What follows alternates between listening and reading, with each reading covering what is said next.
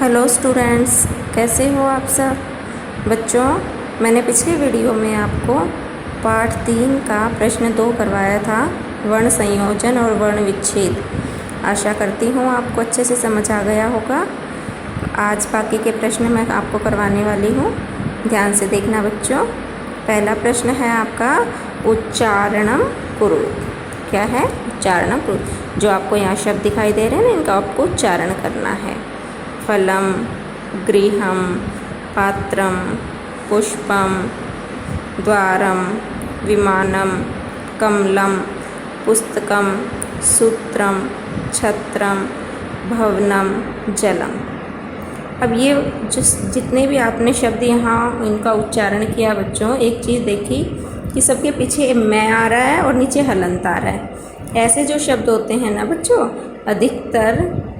अधिकतर वो ऐसे शब्द नपुंसक लिंग के होते हैं, ठीक है।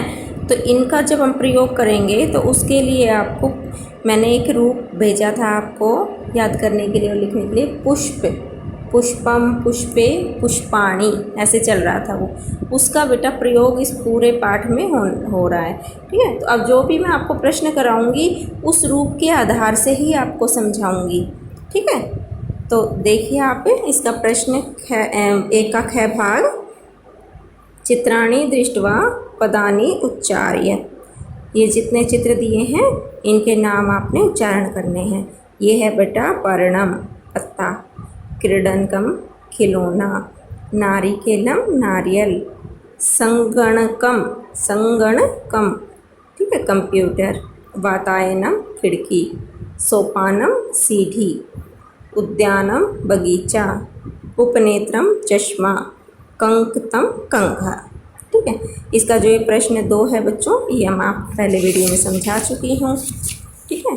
आगे देखिए, इसका ख भाग भी मैं करवा चुकी हूँ वीडियो में आपको, वर्ण विच्छेद का। इससे आगे देखिए, चित्राणि दृष्ट्वा संस्कृत पदानि लिखत। चित्र देखकर आपने इनकी संस्कृत लिखनी है। ध्यान से समझना बच्चों। सबसे पहले किसकी तस्वीर दिखाई दे रही है? आम की। आम को संस्कृत में कहेंगे आम्रम। दूसरा है पत्ता। तो अभी पीछे आया था प्रश्न में, पत्ते की जो तस्वीर थी उसके नीचे मैंने पर्णम बताया था। पर्ण मतलब भी पत्ता होता है बच्चों, पत्रम मतलब भी पत्ता होता है। ये है पंखा, इसे कहेंगे वायु चक्रम। अगला है रुमाल, कर वस्त्रम। ये धागा है, धागे को कहेंगे सूत्रम। और छाता दिखाई दे रहा है बच्चों, इसे कहेंगे छत्रम। आगे प्रश्न 4 देखिए बच्चों, चित्रम दृष्ट्वा उत्तरम लिखत। चित्र को देखकर आपने प्रश्न का उत्तर लिखना है। पहला प्रश्न है किम पतति। किम का अर्थ होता है बच्चों क्या, और पतति मतलब गिरता है। क्या गिरता है या क्या गिर रहा है। तो यहाँ पर तस्वीर में क्या दिखाई दे रहा है गिरते हुए? आम दिखाई दे रहा है। तो हम किम की जगह क्या लिख देंगे? आम। आम की संस्कृत क्या बताई थी अभी हमने? आम्रम, ठीक है। तो आम्रम पतति, आम गिर रहा है। अगला प्रश्न देखिए, मयूरऊ किम कुरुतः। मयूरऊ, यहाँ पर बेटा देखो 2 मोर हैं, इसलिए मयूरऊ। मयूर है, मयूरऊ, मयूरहा। ये किसमें बताया था मैंने बच्चों? जो मैंने पुल्लिंग का आपको रूप करवाया था बालक का, उसके अकॉर्डिंग चलेगा, क्योंकि जो मोर है वो सजीव है, इसलिए पुल्लिंग में लिया गया है बच्चों। तो जैसे बालक है, बालकऊ बालका था, ऐसे मयूर है, मयूरऊ, मयूरहा, ठीक है। तो ये 2 मोर है, इसलिए मयूरऊ किम कुरुते, क्या कर रहे हैं? मयूरऊ नृत्यते, मोर नाच रहे हैं। एते केस्ते। एते, एते का मतलब है ये दोनों। जब मैंने तुम्हें पाठ 3 का अनुवाद करवाया बच्चों, तब बताया था एतत। एतत मतलब यह है, और उसका द्विवचन शब्द आया था एते, ये 2। तो ये जो 2 हैं ये क्या हैं? तो एते क्रीडन के। क्रीडन, क्रीडन का होता है खिलौना। तो ये 2 खिलौने हैं। अगला प्रश्न है बालिका किम कुर्वन्ति। बालिका लड़कियाँ। अब आपको कैसे पता चलेगा कि ये लड़कियाँ ज़्यादा हैं या एक है 2? यहाँ खैर तस्वीर दी हुई है, अगर तस्वीर ना हो तो आपको कैसे पता चलेगा क्योंकि जो स्त्रीलिंग शब्द है, मैंने लता का रूप आपको भेजा था, लता, लते, लताः।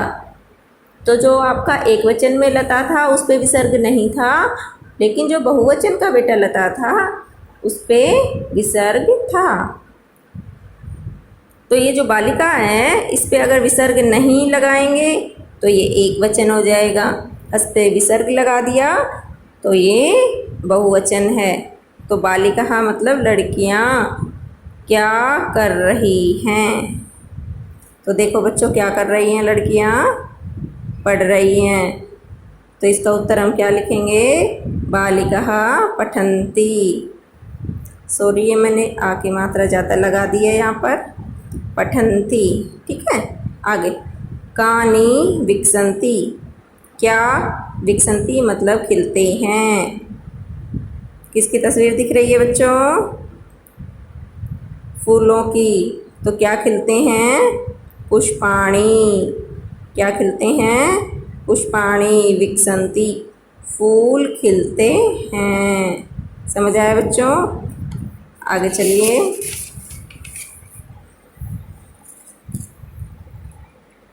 निर्देशानुसारम वाक्यानि रचयत। यहाँ पर कुछ वाक्य दिए हैं। यहाँ पर आपको निर्देश दिया है कि आपको बहुवचन बनाना है, एक वचन बनाना है या द्विवचन बनाना है। ऐसे आपको फिर उसको कन्वर्ट करना है। ठीक है, तो पहला है जैसे बच्चों, एतत् पतति। एतत् मतलब यह है, पतति मतलब गिरता है। तो इसके आगे क्या निर्देश है? बहुवचने। तो ये जो एक वचन है बच्चों, इसको आपने बहुवचन में कन्वर्ट करना है। तो एतत् शब्द का बहुवचन अनुवाद में करवाया था, एतत्, एते, एतानि, एतानि। और पतति जो मैंने आपको पठ धातु करवाई उसके अकॉर्डिंग चलेगा बच्चों। जैसे पठति, पठतः, पठन्ति, ऐसे ही पतति, पततः, पतन्ति।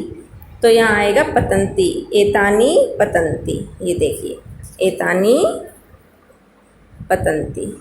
अगला देखिए, एते पर्णे स्तः। एते पर्णे स्तः। अब बेटा एक ही मात्रा है, मैंने किस में बताई थी कि एक ही मात्रा किस में आती है? द्विवचन में। एतत्, एते, एतानि, तो बीच में आई ना, मतलब आपका क्या है? द्विवचन है। तो ये दो पर्णे पत्ते हैं, ये दो पत्ते हैं, और कन्वर्ट किस में करना है आपको? बहुवचन में। तो एतानि, इसका बहुवचन क्या बनेगा? एतानि। और पर्णम का बहुवचन पर्णानि। जैसे पर्णानि कैसे बना?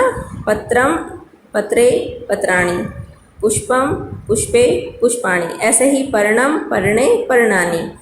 तो हमने यहाँ इसका भी बहुवचन बनाना है बच्चों, इसका भी बहुवचन बनाना है और इसका भी। यहाँ लिखा है बहुवचन कन्वर्ट करना है ना बहुवचन में, तो हम तीनों शब्दों के ही बहुवचन यहाँ पर बनाएंगे। तो एते का बहुवचन एतानि, पर्णे का बहुवचन पर्णानि, और जो स्तः है इसका बहुवचन होता है बच्चों सन्ति। ठीक है, तो एतानि पर्णानि सन्ति। ये देखिए, एतानि पर्णानि सन्ति। अगला देखिए, मयूर है नृत्यति। अब मयूर जो है मोर, इसका रूप कैसे चलेगा? बालक की तरह, बालकः, बालकौ, बालकः, मयूरः, मयूरः। और नृत्यति पठति की तरह, पठति, पठतः, पठन्ति। तो ऐसे नृत्यति, नृत्यतः, नृत्यन्ति, मयूरः नृत्यन्ति। बहुवचन में ही कन्वर्ट करना था इसको भी हमें। अगला देखिए, एतानि यानानि। एतानि बहुवचन आ गया, और अब इसको हमने बदलना है द्विवचने, द्विवचन में। मैंने बताया था द्विवचन में अधिकतर एक ही मात्रा वाला शब्द आता है, एते, एते, और इसमें भी याने, एते याने। अगला, छात्रे लिखतः, एक ही मात्रा वाला आया, द्विवचन है। ठीक है, इसको बदलना है फिर बहुवचन में। अब बेटा जो छात्रे है वो द्विवचन में कैसे चलता है? छात्रा, छात्रे, छात्रः। ये स्त्रीलिंग है। छात्रा, छात्रे, छात्रः। तो बहुवचन में क्या बनेगा? छात्रः। ठीक है, और लिखती, लिखते, लिखन्ति। तो यहाँ आएगा हमारा छात्रः लिखन्ति। नारिकेलम पतति। अब नारिकेलम का द्विवचन नारिकेले, एक ही मात्रा लगेगी, नारिकेले। और पतति के बाद जैसे हम पठती में किया था, पठती पठते पठंती, ऐसे ही पतति पततः, क्या आएगा द्विवचन में, पततः। ये बेटा थोड़ी सी प्रैक्टिस करने की ज़रूरत है, कोई दिक्कत नहीं होगी, आपको अच्छे से समझ आएगा, बस थोड़ा अभ्यास करना है। चलिए अगला प्रश्न, उचित पदानि संयोज्य वाक्यानि रचयत। उचित पद को मिलाकर वाक्य बनाओ। तो इनको आपने मिलाना है, ठीक है। कोकिले, पवनः, पुष्पम, खगः, मयूरा, सिंगा। इनका अर्थ समझिए।